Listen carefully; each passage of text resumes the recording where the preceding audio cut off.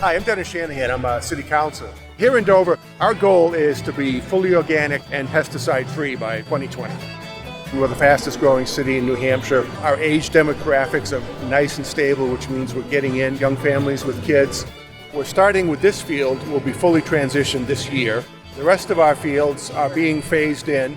The ability for the city to partner with Stonyfield is a really great opportunity. It certainly provides visibility to the people in the city and in the state that this is an important goal for us to show that communities our size can become organic in a reasonable amount of time. But the community-based activism has been an important part of it. Diana Carpinone from Non-Toxic Dover, that's how it came to my attention, that's how I got on board. I appreciate all of the help that Stonyfield is giving us. I'm really excited to see the outcome of the project. I think we have really good things coming.